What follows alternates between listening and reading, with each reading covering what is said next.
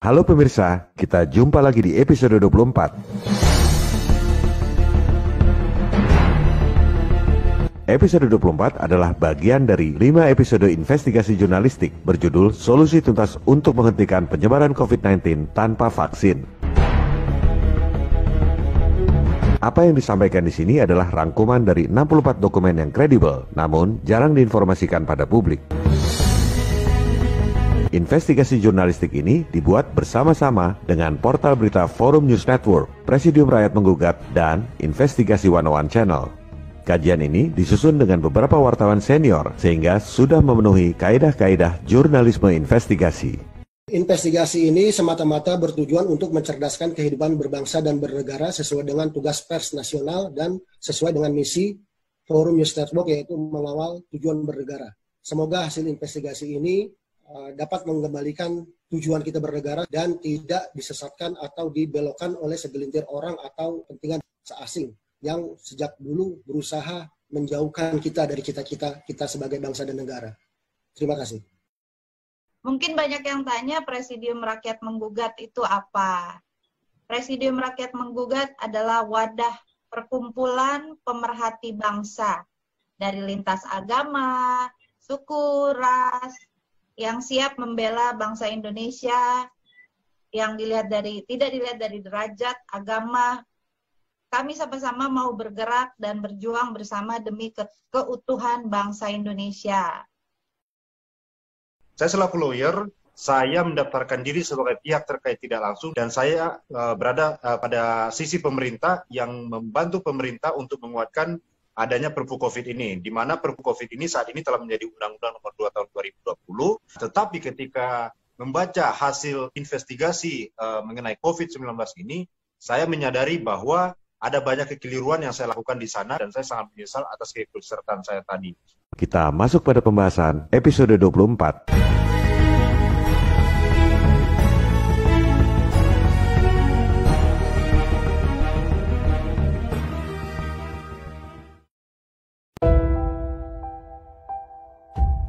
Metode kesehatan menurut sains modern saat ini adalah penyembuhan berbasis industri farmasi. Anda sakit, pergi ke dokter, sudah pasti diberi obat-obatan kimia yang dibuat oleh industri farmasi. Ada penyakit menular, pasti dikasih vaksin agar tubuh kita imun terhadap penyakit tersebut. Dokter nggak salah, karena memang itu yang diajarkan di semua sekolah kedokteran di seluruh dunia. Sistem global, penyembuhan berbasis industri farmasi. Sebenarnya ada lagi mazhab atau filosofi yang lain, yaitu penyembuhan berbasis natural. Nggak pakai obat kimia, nggak pakai bayar. Semua gratis disediakan oleh alam, ciptaan Tuhan yang Maha Penyayang.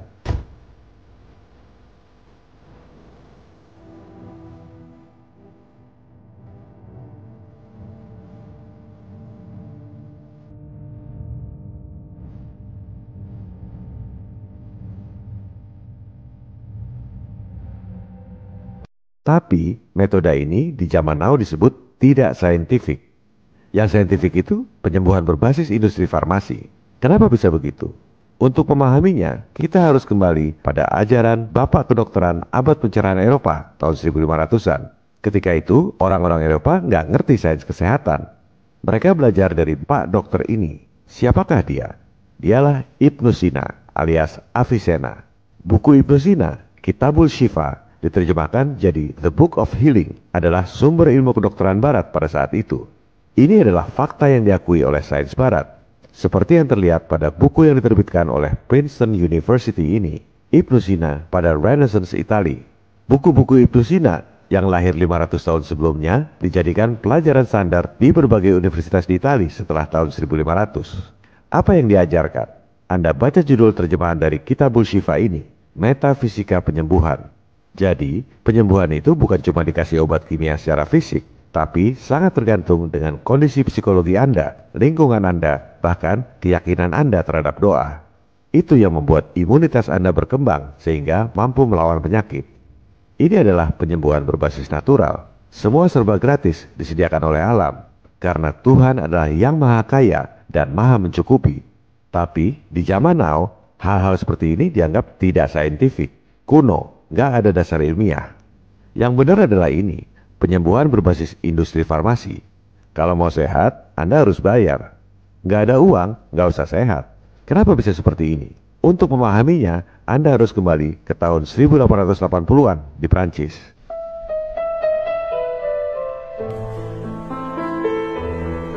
Ketika itu, berkembang sebuah teori baru bahwa penyakit menular disebabkan oleh kuman, makhluk kecil yang tidak kelihatan. Disebut teori kuman atau germ theory. Pengusungnya adalah orang Prancis bernama Louis Pasteur. Paradigmanya adalah penyakit menular itu disebabkan oleh satu spesies kuman. Saya pertegas, satu spesies kuman.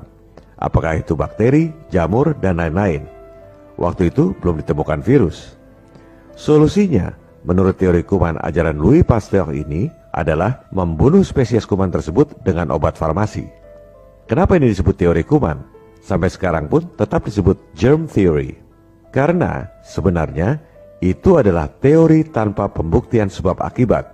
Kalau ada penyakit menular, pasti ada kambing hitamnya, yaitu kuman.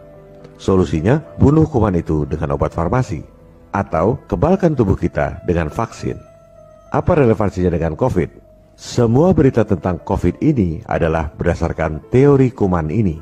Bahwa penyebab penyakit menular di Wuhan adalah satu spesies kuman baru yang namanya COVID. Nah, sebenarnya itu bukan satu-satunya teori.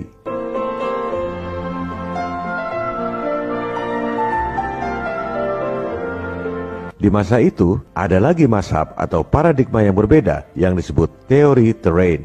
Diusung oleh orang Prancis juga, Antoine Béchamp. Terrain itu maksudnya teritorial, wilayah, lingkungan tubuh kita. Paradigmanya, kuman itu mencari habitat naturalnya, yaitu sel yang sakit. Kuman tidak membuat sel jadi sakit. Analoginya seperti nyamuk berkembang biak di genangan air. Nyamuk tidak membuat air jadi tergenang. Atau lalat berkerumun di tempat sampah. Bukan lalat yang menyebabkan sampah. Jadi kalau mau menghilangkan sampah, solusinya bukan dengan bunuh lalat pakai obat kimia. Tetap aja sampahnya nggak hilang. Ini juga contoh yang menarik tentang teori kuman versus teori terrain. Kalau ada ikan yang kena kuman di dalam akuarium, solusi dari teori kuman adalah kasih vaksin ikannya. Ikannya dikasih masker plastik supaya nggak kena kuman. Kalau teori terrain, solusinya kolamnya bersihin aja kali, ganti airnya, sehat ikannya. Jadi, teori terrain yang diusung oleh Antoine Béchamp ini sebenarnya adalah mazhab penyembuhan natural dari Ibnu Sina. Benang merahnya di situ. Natural healing, imunitas, kesehatan makanan dan lingkungan. Relevansinya dengan COVID, yang terinfeksi COVID adalah yang memiliki penyakit bawaan. Jelasnya, solusi penyakit menular seperti COVID dan lain-lain menurut teori kuman adalah pasang masker dan kasih vaksin. Sebagai catatan, berdasarkan investigasi kami, jumlah korban kematian akibat COVID semuanya mati di rumah sakit. Dan kalau ngikut protokol, semua yang mati itu pakai masker meskipun diisolasi. Masih mending jadi tahanan penjara, masih ketemu orang. Isolasi COVID ini sendirian selama beberapa minggu. Harus pakai masker pula protokolnya. Kalau nggak kuat mental, mati beneran. Apalagi ada penyakit bawaan. Makanya semua korban kematian COVID itu mati di rumah sakit dengan protokol isolasi pakai masker. Sedangkan vaksin, pada episode mendatang akan kita bahas bahayanya apa. Penelitian ini dituangkan dalam jurnal internasional Profesor Nidom Foundation atau PNF. Peneliti PNF menginvestigasi 40 virus COVID-19 asal Indonesia, sejumlah negara di Asia Tenggara, dan Wuhan.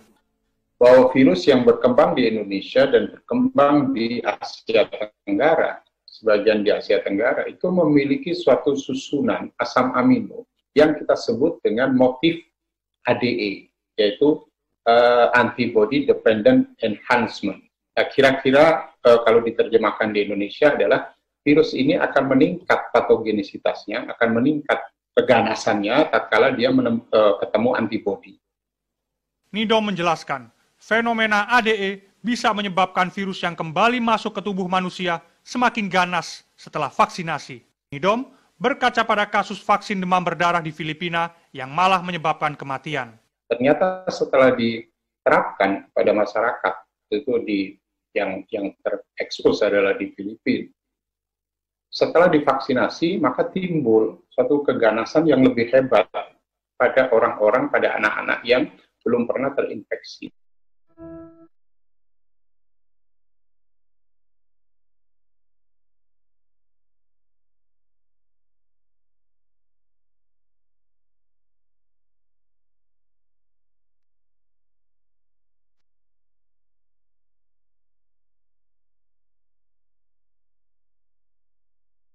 Nah, solusi penyakit menular menurut filosofi Terrain ini bagaimana? Tingkatkan imunitas. Caranya antara lain dengan jemur pagi tiap jam 10.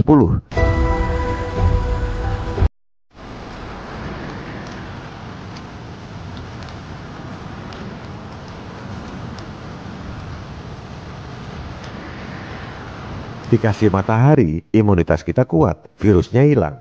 Nggak perlu keluar biaya. Flu itu penyakit orang kota. Hidup dalam AC, nggak pernah kena sinar matahari. Kena flu, besok pagi harus ngantor atau sekolah, makanya harus makan obat kimia. Kalau di kampung, sakit flu ya berjemur aja, sembuh sendiri flu-nya. Menurut filosofi Terrain ini, yang penting tingkatkan imunitas tubuh. Sekarang kita kembali lagi pada kumannya.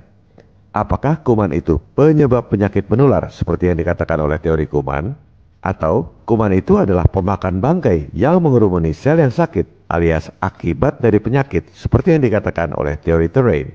Mana yang benar? Yang kita perlukan bukan debat teori, tapi pembuktian di lab. Disinilah pentingnya pembuktian sebab akibat. Masalahnya, teori kuman yang diusung oleh Louis Pasteur tidak memiliki metode pembuktian sebab akibat antara kuman dengan penyakit menular.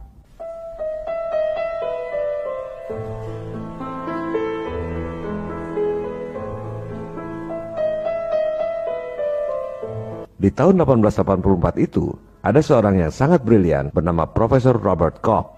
Ia adalah bakteriologis asal Jerman, penemu siklus penyakit antraks, bakteri TBC, dan kolera. Ia memperoleh hadiah Nobel tahun 1905 atas temuannya tentang prosedur pembuktian penyebab penyakit menular. Ada 4 langkah dalam prosedur yang disebut sebagai postulat Koch. Di sini gambarnya tikus karena memang penyakit menular itu bisa terjadi pada manusia, binatang, dan juga tumbuhan. Oleh sebab itu, postulat Koch ini sebenarnya diketahui oleh dokter manusia, dokter hewan, dan juga dokter tumbuhan. Oke, kita ganti gambar tikus ini dengan gambar manusia. Kita bayangkan ini adalah pasien di Wuhan. Postulat Koch ini dilakukan waktu pertama kali sebelum menentukan penyebab penyakit menular. Bukan setiap pasien yang diperiksa harus selalu dilakukan postulat Koch.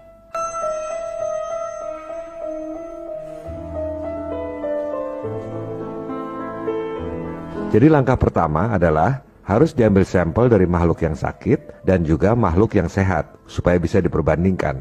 Dari makhluk yang sakit ini diperiksa mana tersangka penyebab penyakit menular. Kriterianya, di tempat yang sakit, si makhluk mikro itu jumlahnya banyak. Di tempat yang sehat, kumannya tidak ada. Ini sangat logis. Dan waktu memeriksa pertama itu, kita tidak boleh tendensius penyakitnya apa. Bisa jamur, bisa bakteri, bisa virus. Dan penelitian ini harus dilakukan apa adanya sesuai dengan fakta. Misalnya di sampel orang yang sakit ini, nah ini dia tersangkanya banyak. Katakan misalnya virus. Di sampel orang yang sehat, virusnya nggak ada. Ini adalah langkah pertama. Apakah si makhluk mikro itu sudah pasti penyebab penyakit menular? Belum tentu. Oleh sebab itu dilakukan postulat yang kedua. Kuman atau makhluk mikronya ini dimurnikan dulu, dipisahkan dari makhluk lain, kemudian dikembangbiakan. Jadi di sini yang namanya pemurnian virus atau pemurnian kuman, makhluk virusnya itu masih utuh, masih bisa berkembang biak. Jadi bukan cuma dilebur kemudian RNA-nya diambil, bukan itu. Virusnya masih utuh, makhluknya masih utuh dan masih bisa dikembangbiakan. Itu adalah postulat yang kedua.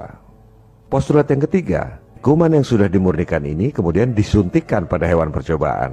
Dari situ dilihat si hewan percobaan ini sakit atau tidak. Kalau dia nggak sakit, berarti bukan itu penyebabnya, walaupun di sampel yang sakit ini jumlahnya banyak. Kalau si hewan yang disuntikan itu kemudian sakit, berarti indikasinya betul makhluk inilah penyebab penyakit. Postulat ketiga, masih dilakukan lagi postulat keempat, yaitu dari hewan percobaan yang sakit ini, kumannya dimurnikan lagi. Kemudian dibandingkan dengan sampel yang awal, sama atau tidak makhluknya. Jangan-jangan beda.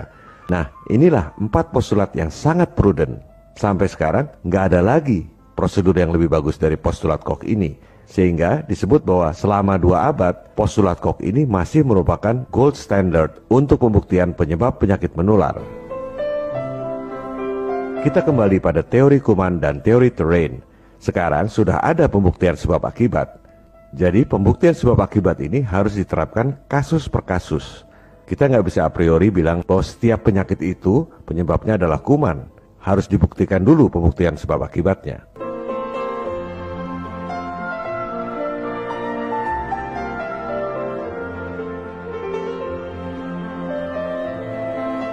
Nah, informasi yang sangat jarang disampaikan kepada publik, seperti yang ditulis oleh NCBI, The National Center for Biotechnology Information, yang diarsipkan di US National Library of Medicine, bahwa di awal abad 20, bankir elit dan industrialis John D. Rockefeller, pentolan elit global, mendanai Asosiasi Medis Amerika untuk mengajarkan teori kuman yang diusung oleh Pasteur itu sebagai pelajaran wajib di semua sekolah kedokteran di Amerika. Jadi dibayar semua oleh Rockefeller, sehingga sampai sekarang paradigma yang dominan pada kedokteran di Amerika dan juga di seluruh dunia adalah teori kuman ini. Ini bukan teori konspirasi, ini adalah fakta. Antara lain yang ditulis oleh The New York Times, bahwa memang Rockefeller dan Pasteur itu sangat berhubungan. Dan juga Rockefeller ada di belakang kapitalisme pengobatan di Amerika. Bukan cuma ini, seperti yang terlihat di harian New York Times, perang terhadap yang lemah. Rockefeller Foundation mendanai gerakan yang disebut eugenics, di mana perempuan-perempuan di Amerika, terutama perempuan pendatang, itu disuntikin vaksin, sterilisasi, sehingga supaya mandul dan gak punya anak. Dan ini tidak dilakukan secara sukarela. Seperti yang ditulis di American Heritage, ini adalah pembersihan ras, kejahatan terhadap kemanusiaan. Mereka nggak segan-segan untuk menyuntiki wanita-wanita supaya mandul nggak punya anak. Ini adalah kejahatan terhadap kemanusiaan yang sampai sekarang tidak dihukum. Jadi, teori konspirasi itu adalah istilah yang dibuat oleh Antek Nekolim agar kejahatannya tidak terbongkar. Karena memang belum dihukum. Kalau sudah dihukum, sudah tidak perlu lagi investigasi, intelijen, dan detektif. Semua itu diperlukan karena kejahatan ini belum terbongkar, belum dihukum. Jadi kalau ada yang mengatakan teori konspirasi, padahal sebenarnya itu fakta, yang mengatakan itu sebenarnya sadar atau tidak sadar adalah Antek Nekolim, agar kejahatannya tidak terbongkar.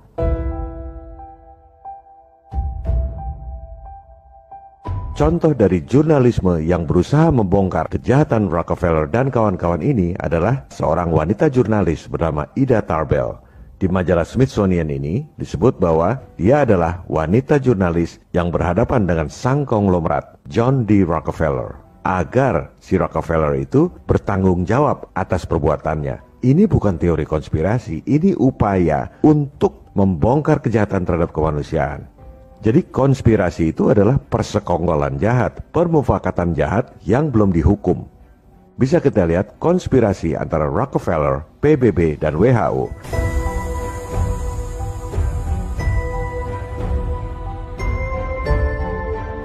Di tahun 45, semua negara-negara jajahan dimerdekakan, sehingga seolah-olah penjajahan sudah hilang dari muka bumi. Dan dibentuklah 3 lembaga yang suci dari yang suci, The Holy of Holies, PBB, IMF, dan World Bank, di mana WHO adalah bagian dari PBB dan berkantor di gedung PBB yang megah ini, di Manhattan, New York. Ini ada sebuah foto langka, ini wali kota New York, ini sekjen PBB, dan ini adalah Rockefeller III, cucu dari John D. Rockefeller. Mereka terang-terangan bahwa gedung PBB yang megah di New York ini dibangun di atas tanah hibah dari Rockefeller. Jadi ini sebenarnya bukan tanahnya Rockefeller, tapi Rockefeller ngasih duit ke PBB, di mana uang dari Rockefeller itu digunakan untuk membeli tanah yang sangat strategis di New York. Kenapa Rockefeller melakukan itu? Karena memang PBB dan lain-lain ini mereka yang bentuk. The greatest trick the devil ever pulled was convincing the world he didn't exist. Seperti yang telah dibahas di episode 22, Indonesia dalam Rekayasa Kehidupan, program dari elit global ini adalah money, power, dan control population. Dengan uang, ia memperoleh kekuasaan, yaitu PBB, termasuk juga WHO, yang bisa memerintah semua negara di dunia, di mana kekuasaan itu pada akhirnya digunakan untuk mengontrol penduduk. Persis seperti yang terjadi sekarang ini. Pandemi, lockdown, semua orang di rumah, pakai masker, cek temperatur jidat, itu adalah bagian dari kontrol populasi. Dan pada akhirnya, semuanya divaksin dan dipasangi tato sertifikat digital vaksin. Itulah endgame dari kontrol populasi.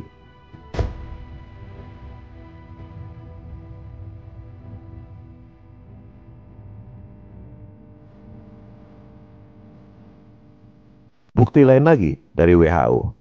Yang mendanai WHO itu siapa? Ini ada 5 pendana terbesar dari WHO, di mana Amerika nomor 1 sekarang katanya sudah dikurangi. Pendana terbesar adalah Bill and Melinda Gates Foundation, dan Gabungan Aliansi Vaksin Global. Total biaya WHO ini jumlahnya sekitar 31,5 triliun rupiah. Jadi, para pejabat WHO itu gajinya dibayar oleh Aliansi Vaksin Global. Masih percaya bahwa WHO adalah pahlawan kemanusiaan yang menyelamatkan Anda dari pandemi? Anda harus mengetahui modus operandi perusahaan vaksin. Pertama, target pasar perusahaan vaksin ini adalah ibu-ibu dan anak-anak yang kebanyakan orang tidak mampu. Ibu-ibu dan anak-anak ini, terutama di negara berkembang, nggak mungkin bayar ke perusahaan vaksin. Jangankan bayar, nggak dibayar pun divaksin nggak mau kok. Oleh sebab itu diperlukan WHO untuk mewajibkan negara-negara agar melakukan vaksinasi dan imunisasi. Jadi ibu-ibu dan anak-anak divaksin atas perintah negara yang ditekan oleh WHO, yang dibayar oleh perusahaan vaksin. Negara-negara pun diwajibkan belum tentu mau bayar. Oleh sebab itu disediakan lagi utangan buat negara-negara yang nantinya dibayar dari pajak rakyat. Agar praktek curang ini tidak terbongkar, mereka melakukan propaganda lewat media-media elit, pelajaran sekolah, sehingga dalam pelajaran kedokteran itu vaksin itu sangat perlu. Dan memberikan label kepada pihak yang menentang sebagai teori konspirasi, denial atau anti-vaxxer. Inilah cara-cara mereka agar kejahatannya tidak terbongkar. Dan ini belum yang terburuk. Dalam pandemi ini, agenda akhirnya adalah kontrol populasi. Menaklukkan 7,7 miliar penduduk dunia tanpa tentara. Cukup dengan media dan statistik. WHO ini bukan baru sekali merancang pandemi, sudah berkali-kali.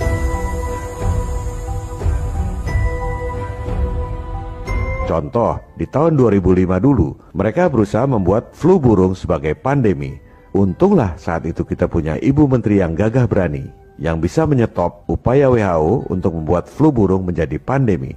Itu di tahun 2005. Di tahun 2009, flu babi, sama juga. Mereka berusaha membuat ini menjadi pandemi. Ini sempat dipertanyakan di Parlemen Uni Eropa. Seperti bisa Anda lihat bahwa parlemen mempersiapkan laporan tentang penanganan pandemi flu babi. Ini 10 tahun yang lalu. Dikatakan, apakah keputusan untuk menetapkan pandemi itu berdasarkan bukti saintifik terbaik saja atau ada kepentingan lain? Nah, dijawab oleh WHO, oh tidak, kami tidak dipengaruhi oleh industri farmasi. Ya jelas saja dibantah, mana ada malah yang ngaku, oh iya saya dipengaruhi oleh industri farmasi. Nggak mungkin. Lantas nanti petugas cek fakta mengatakan hoax dengan mengutip pernyataan WHO. Oh tidak, sudah dibantah oleh WHO. Ya jelas saja dibantah, mana ada malah yang ngaku. Jadi ini di tahun 2005 sudah dicoba, nggak berhasil. 2009 dicoba, nggak berhasil. Mereka belajar dari pengalaman ini. Apa yang membuat nggak berhasil? Maka dirancanglah COVID tahun 2019. Belajar dari pengalaman, ini adalah operasi yang sukses. Padahal sebenarnya bukan pandemi, tapi plandemi. Atau seperti yang dikatakan oleh MIT, bahwa COVID ini adalah infodemik, bukan pandemik. Infodemik lewat medsos. Lantas, cek fakta agen Nekolim mengatakan lagi bahwa plandemik adalah hoax karena tak ada di kamus Nekolim. Ya jelas nggak ada. Pada episode lalu kita sudah bahas bahwa kalau disuruh milih antara ekonomi dan kesehatan, yang kita pilih adalah kebenaran. Melihat chaos yang terjadi, yang harus kita waspadai, orang yang pura-pura pilih kesehatan, padahal motivasinya ekonomi, bisnis, proyek anggaran, dan lain-lain. Atau pura-pura pilih kesehatan, padahal motivasi sesungguhnya adalah politik, yaitu syahwat jabatan. Ini yang mengerikan. Oleh sebab itu, jangan mau diadu domba antara ekonomi dan kesehatan. Kita pilih kebenaran, dan kebenaran itu buta. Tapi hasilnya sudah pasti sesuai dengan ekonomi dan kesehatan.